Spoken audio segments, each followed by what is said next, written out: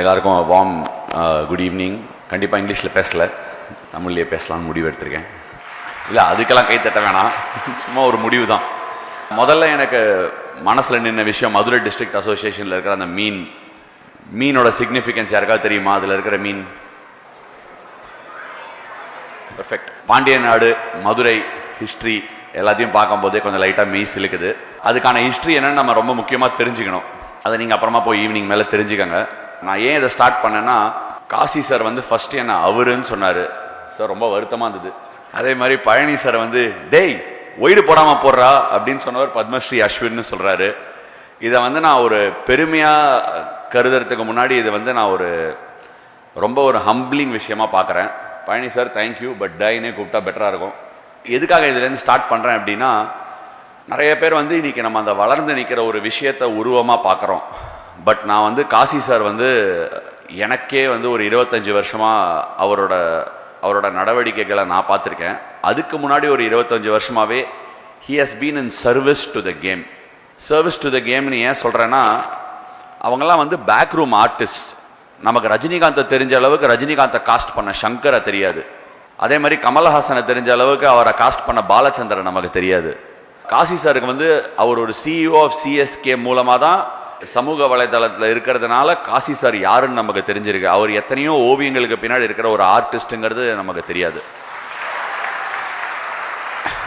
ஏன் இதெல்லாம் சொல்கிறேன்னா, அவங்க வந்து 1960s இருக்குமா சார், 1960ஸ்லேயே வந்து Kasi sir, mister N Srinivasan, obviously one of the pioneers in TNCA cricket and BCCI cricket, doctor Natarajan, இந்த மாதிரி ஆஃபீஸ் பேரர்ஸ்லாம் கேமுக்குள்ளே வந்தபோது கேமில் காலனா கிடையாது.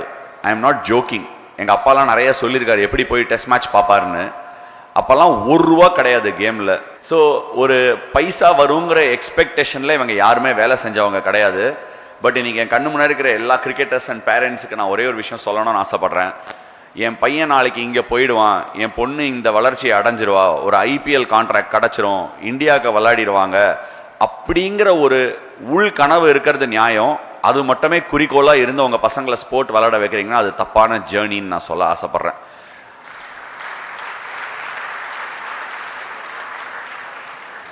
உங்கள் அப்பா ஆசைப்படலையா அப்படின்னு உங்கள் மனசில் கேள்வி அமைச்சா, எங்கள் அப்பா ஆசைப்பட்டார். பட் கண்டிப்பாக நான் இந்த அளவுக்கு உயர்ந்து வருவேன்னு அவர் எதிர்பார்ப்போட பண்ணலை. என்னால் வர முடியல, என் பையனுக்கு ஏதாவது நான் பண்ணணும் அப்படின்னு நினச்சி தான் பண்ணார். இதை ஏன் சொல்கிறேன்னா, ஒரு இங்கிலீஷில் ஒரு லைன் சொல்லுவாங்க, த destination is not important, the journey is. அதாவது நம்ம போய் சேர்ற இடம் வந்து முக்கியம் இல்லை, போய் சேர்ற பாதை தான் முக்கியம் அப்படின்வாங்க. அதுக்கு பின்னாடி ஒரு சின்ன ஒரு டீப் லேயர் தாட் பல பேர் சொல்லி கேள்விப்பட்டிருக்கேன். நம்ம கடைசி நிமிடங்கள் இந்த உலகத்தில், இந்த பூமியில் மூச்சு நிற்கும் போது நம்ம வாழ்க்கையே ஒரு ட்ரெய்லராக ஓடுமா. ஓகே, நான் யோசிச்சு பார்த்துருக்கேன் பல தடவை, என் வாழ்க்கையில் எது ட்ரெய்லராக ஓடும் அப்படின்னு. நான் ஏதாவது எடுத்த விக்கெட் ஞாபகம் வருமா அப்படின்னா தெரியல. என்னோட எந்த ஹைலைட் மூமெண்ட்ஸ் கிரிக்கெட்டில் நான் யோசிச்சு பார்த்தாலும் எனக்கு அது என் மைண்டில் வரல. ஆனால் எங்கள் அப்பாவோட அந்த CD100 ஹீரோ ஹோண்டா பைக்கில் நான் காலங்காலத்தால் அகாடமிக்கு போகிறது என் மைண்டில் வரும்.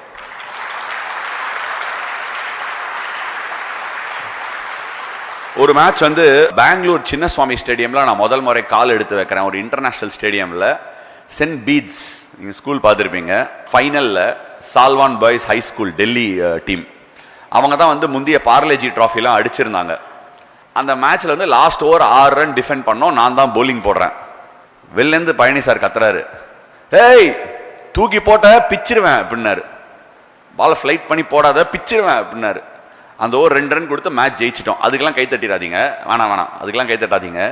ஏன் இதை சொல்கிறேன்னா, அந்த மேட்ச்சில் வந்து நான் அந்த போட்ட ஒரு ஓவருக்கு அப்புறமா நாங்கள் செலிப்ரேட் பண்ணது எனக்கு ஞாபகம் இருக்குது. ஆனால் அவர் பிச்சிருவேன்னு சொன்னது தான் என்னோட லாஸ்ட் மினிட் ட்ரெய்லராக வருவாங்க நான் டெஃபினட்டாக நம்புகிறேன். ஏன்னா நம்ம எல்லாமே வந்து சக்ஸஸை நோக்கி ஓடினோன்னா வாழ்க்கையை மறந்துடுவோம். ஹாப்பினஸை நோக்கி தயவு செய்து ஓடுங்க. கிரிக்கெட் எனக்கு கொடுத்த சந்தோஷத்தை என் லைஃப்பில் எதுவுமே கொடுத்ததில்லை. நான் முன்னாடி இப்போ ரீசெண்டாக கூட ஒரு இன்டர்வியூவில் கோபிநாத் கிட்ட சொல்லியிருந்தேன். என்ன சொல்லியிருந்தேன்னா, இந்த கேமை வந்து சந்தோஷத்துக்காக மட்டுமே அணுகின ஒரு ஆளாக தான் நான் என்னை பார்க்குறேன். என்கிட்ட ஒரு ரொம்ப பிரபலமான கிரிக்கெட்டர், நம்ம ஊரை சேர்ந்த கிரிக்கெட்டர் தான் ஒரு வாட்டி கேட்டார், அதாவது இந்த ஸ்டேட்லேருந்து வந்ததுலேயே ரொம்ப சுமாரான கிரிக்கெட்டர் நான் தான். அதை நான் எங்கே வேணால் ஏணி எடுத்து சொல்ல முடியும். பட் எனக்கு ஒரு யூரேக்கா மூமெண்ட் இருந்துச்சு, அது என்னோட லைஃப்பை மாத்திடுச்சு. நான் அந்த கிரிக்கெட்டர்கிட்ட சொன்னேன், எப்படிடா நீ பண்ற, இந்தியன் டீம்ல வரும்போது நீ மட்டும் எப்படி அப்படியே போயிட்டே இருக்கேன்னு கேட்டார் என்கிட்ட. அதுக்கு நான் அவர்கிட்ட ஒன்று தான் சொன்னேன், இங்கே வந்தா எனக்கு என்னென்ன கிடைக்கும்னு பார்த்து வந்தா இந்த இடம் ஏமாற்றத்தை மட்டுமே தான் தரும். இங்கே வந்தா எனக்கு எவ்வளோ சந்தோஷத்தை கொடுக்குதுன்னு பார்த்தோம்னா அது ஏமாற்றத்தை தராது. ஏன்னா சந்தோஷத்தை மட்டுமே பார்த்து அந்த இடத்துல நான் 15 வருஷம் இருந்திருக்கேன். அந்த சந்தோஷமா நான் எதை பார்க்குறேன்னா, எனக்கு நாளைக்கு மேட்ச்சில் விளையாடுவேனா மாட்டேனா, ட்ராப் பண்ணிடுவாங்களா, இருப்போமா மாட்டோமாங்கிற விஷயத்த இல்லை. காலையில் பாலை கையில் கொடுப்பாங்க, போலிங் போடலாம். காலையில் யாராவது போலிங் போடுவாங்க, நான் பேட்டிங் ஆடலாம். டிவியில் மேட்ச் போட்டாங்கன்னா டிவியில் மேட்ச் பார்க்கலாம், அது எனக்கு சந்தோஷம் கொடுக்கும். இது எனக்கு வந்து கிரிக்கெட் என் கதவை தட்டி இந்த கேம் என்ன சொல்லிச்சுன்னா, நான் தாண்டா உன் லைஃபோட காலிங், வாழ்க்கையோட அழைப்புன்னுவாங்க. என்னை இதுதான் அழைக்குது அப்படின்வாங்க. பல பேருக்கு வந்து அது தொழிலாக இருக்கலாம், சில பேருக்கு அது கோயில் போகிறதா இருக்கலாம், சில பேருக்கு அது சினிமாவாக இருக்கலாம், என்னவா வேணா இருக்கலாம். இல்லை சில பேருக்கு சர்வீஸாக இருக்கலாம், காசி சார் மாதிரி ஒருத்தருக்கு அது சர்வீஸாக இருக்கலாம். ஆனால் அந்த காலிங் வந்து 10 வயசுல என் வீட்டை தேடி வந்து கதவை தட்டி எனக்கு சொல்லிச்சு, நான் தாண்டா உன் லைஃபோட காலிங் அப்படிங்கிறது. அந்த கேமுக்கு நான் உண்மையாக இருக்கணுங்கிறத இன்னி வரைக்கும் நினச்சிருக்கேன். இன்னும் வரும் காலகட்டத்திலையும் அதே தான் நான் நினைப்பேன். லாங்காக போகிறதுக்கு முன்னாடி எனக்கு ஏன் இதெல்லாம் சொல்லணும்னு தோணுச்சுன்னா, இவ்வளோ பெரிய கிரிக்கெட்டிங் கம்யூனிட்டி, இவ்வளோ பெரிய பழனி சார் சொன்ன மாதிரி ஒரு கிரிக்கெட்டர்ஸ், பேரண்ட்ஸ், ஆஃபீஸ் பேரர்ஸ்லாம் சேர்ந்து வர இடத்துல, அதுவும் டிஸ்ட்ரிக்ட்ஸில் அது வந்து உயிர் நாடியாக நான் பார்க்குறேன். டிஸ்ட்ரிக்ட்ஸ் தமிழ்நாடு ரஞ்சி ட்ராஃபி ஜெயிக்கணும் அப்படின்னா district health is of most importance. இங்கேருந்து நிறைய மதுரை டிஸ்ட்ரிக்ட்லேருந்து ரமணா சார் ஒருத்தர் தான் ஆட முடியுமா இந்தியாவுக்கு அப்படின்னு எனக்கு கேள்வி கேட்டேன்னா எனக்கே ரொம்ப சிரிப்பு வருது. இது one of the largest districts. இங்கேருந்து எத்தனையோ பொட்டன்ஷியல் வரும். எவ்ரி டைம் நான் அருணை பார்க்கும்போதோ இல்லை ஆஃபீஸ் பேரஸ் யாரையா பார்க்கும்போதோ, சார் மதுரையிலேருந்து ஃபாஸ்ட் பவுலர் இல்லையா சார், ஃபாஸ்ட்டாக போட மாட்டாங்களா அப்படின்னு நிறைய தடவை கேட்ட காலங்கள் உண்டு. இன்னைக்கு கூட ஒரு பையன் வந்தான் அவர் ரூமுக்கு மத்தியானம், டே நீ ஃபாஸ்ட் பவுலராடா, வந்து போலிங் போடுறா நான் கூப்பிடும்போது ட்ரையல்ஸ்லன்னு. ஏன் சொல்கிறேன்னா, வாழ்க்கையில் அந்த ஒரு மொமெண்ட் வரும். அந்த மொமெண்ட்டுக்கு முன்னாடி நம்ம நிறைய பேர் வந்து பின்னடைவை சந்திச்சிடுறோம். உதாரணத்துக்கு சொல்லணும்னா, இப்போ இந்த ஷரத்னு ஒரு பையன் வந்து டிஎன்பிஎல் எங்கள் டீமுக்கு விளையாண்டார். அது ஒரு மீமா கூட ஆயிடுச்சு. அந்த பையன் வந்து திருச்சி டிஸ்ட்ரிக்டில் ஏதோ ஒரு சின்ன ஊரை சேர்ந்த ஒரு பையன். அவன் எஸ்எஸ் ராஜனில் வந்து ஒரு 8 ரன் அடித்தான் ஒரு மேட்ச். ஓகே, 8 ரன்ஸ் தான் அடித்தான். ஆனால் அதில் ஒரு 6 அடித்தான். அதை பார்த்துட்டு ட்ரையல்ஸுக்கு கூப்பிட்டுருந்தேன். அவன் ஒரு போலர், மிஸ்ட்ரி போலர். அந்த பையன் பேட்டிங் ஆடுவான். அவனை பேட்டிங் வந்து ஒரு 10 பால் பார்த்த உடனே அவன்கிட்ட சொன்னேன், நான் உன்னை டிஎன்பிஎல் டிஸ்ட்ரிக்ட் டீமில் எடுத்துக்கிறேன் என் டீமில், ஆனால் ஊர்லேருந்து பொட்டி படிக்கையெல்லாம் தூக்கின்னு அடுத்த 5 மாதம் சென்னைக்கு வந்துடணும் அப்படின்னு. அவன் என்ன பண்ணிட்டான், சரி நான் வந்துடுறேண்ணா. அவன் வந்து ஒரு டிஸ்ட்ரிக்ட் அவங்க அகாடமியில் கோச்சாக இருந்தான். நான் வந்துடுறேண்ணா, நீங்கள் சொன்னால் வந்துடுறேன் அப்படின்னு சொல்லிட்டு கிளம்பியும் வந்துட்டான். வந்ததுக்கப்புறம் தான் நான் வந்துட்டு சொன்னேன், நீ பேட்ஸ்மனாக உன்னை நான் பார்க்குறேன் அப்படின்னு. அவன் அப்படியே ஆடி போயிட்டான். நான் போலர்னே, எனக்கு பேட்டிங்லாம் வராது அப்படின்னு அவன் கையெல்லாம் நடுங்க ஆரம்பிச்சிடுச்சு ஒரு செகண்ட். ஏன்னா அவன் வேலையெல்லாம் விட்டு வந்துட்டான். அந்த கோச்சில் 22,000 ரூபா சம்பாதிச்சுருந்தான், விட்டுட்டு வந்துட்டான். வந்ததுக்கு அப்புறமா அவனுக்கு ட்ரைனிங்கை கொடுத்து கோச்சிங்கை கொடுத்து ஒரு 6 மாதம் கழிச்சு டிஎன்பிஎல் விளாடினா, என்னோட வாழ்க்கையில் இது ஒரு மொமெண்ட் ட்ரெய்லராக வரும். ஏன்னா லாஸ்ட் 2 இயர்ஸில் மிடில் ஆர்டர் பேட்ஸ்மேன்லேயே ஹையஸ்ட் ரன் ஆக்ரிகேட்டோட ஸ்ட்ரைக் ரேட்டோட ஆடின பிளேயர் ஷரத். இதை வந்து பண்ணணும்னு சொல்லி பழனி சாருக்கு டிஸ்ட்ரிக்ஸில் நிறையா பண்ணணும்னு என் மனசில் இருக்கிற ஏக்கத்தை எத்தனையோ தடவை கொட்டியிருக்கேன். அதுக்கு ஒரு லைஃப் பிளட்டாக ஒரு 4 சேட்டலைட் சென்டர்ஸ், 4 இல்லை sir 4 sir 4 satellite centre start பண்ணியிருக்காங்க. இது ஷரத்துங்கிற ஒரு ஆளோட நிற்காம டிஸ்ட்ரிக்ட்லேருந்து இந்த மாதிரி ஆளுங்க வருஷம் மாதம் வரணுங்கிறது என்னோட ஆசை. இதில் என்னோட பங்களிப்பு என்ன இருக்கும் அப்படிங்கிறத இனிமே வந்து எடுத்து காட்ட வேண்டியது தான் என்னோட லைஃபோட ஜேர்னியாக நான் பார்க்குறேன். இதுதான் என் பர்பஸ். ஏன்னா தமிழ்நாட்டிலேருந்து இந்தியா காட்டுறது எவ்வளோ கடினம்னு எனக்கு தெரியும். அதோட ஸ்ட்ரகிள்ஸ் என்னன்னு தெரியும். இங்கே இருக்கிற டேலண்ட்டும் தெரியும்.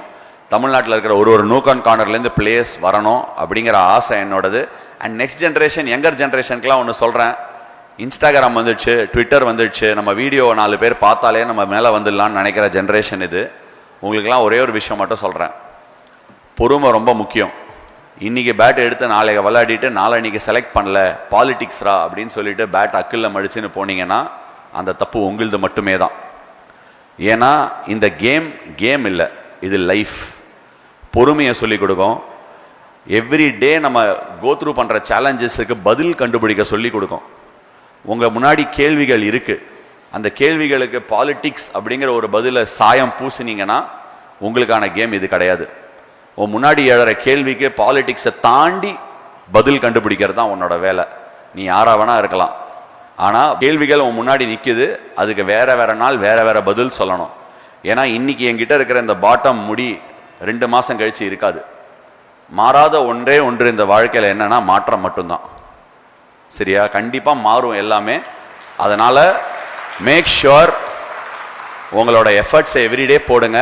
அண்ட் நீ கிரிக்கெட்டரா, என்னைக்காவது ஒரு நாள் வந்து உங்க பேரண்ட்ஸ் எல்லாம் கேட்டுப்பாரு, இல்லை பிஸ்னஸ் பண்றவங்களை கேட்டுப்பாரு. ஜரிகை விற்கிறது ஒருத்தனோட பிஸ்னஸ்னா அதை பத்தி எல்லாமே தெரியும். ஆனா கிரிக்கெட்டர் ஒருத்தன் தான் இன்னைக்கு மாடர்ன் டே ட்ரெண்ட்ல என்ன சொல்லுவான்னா, ஆடி முடிச்சுட்டு இன்னைக்கு டே ஓவர், நான் போய் ஜாலியா இருப்பேன், வேற ஏதாவது பண்ணுவேன் அப்படின்னு சொல்றான். அது இது ஒரு மாடர்ன் டே ட்ரெண்டா நான் பாக்குறேன். நான் மேட்ச் பார்க்கவே மாட்டேன் சார், போர் அடிக்குது. போர் அடிக்குதுன்னா வேற பொழப்ப பாரு. நீ கிரிக்கெட்டர் ஆகணும்னா கிரிக்கெட் பார்க்காம கிரிக்கெட்டர் ஆகவே முடியாது. அதனால இன்ஸ்டாகிராம் பார்த்துட்டு வேற ஏதோ பண்றதுக்கு பதிலா என்னைக்கு எந்த மூலையில என்ன மேட்ச் நடக்குதோ அந்த மேட்சை பார்த்தேன்னா தான் உன் கிரிக்கெட்டுக்கு பதில் கிடைக்கும். நீ கிரிக்கெட்டர் ஆனோம் அப்படின்னா கிரிக்கெட்டை கிரிக்கெட்ல மட்டுமே தேடு. இதுதான் என்னோட only message for the evening. Thank you so much.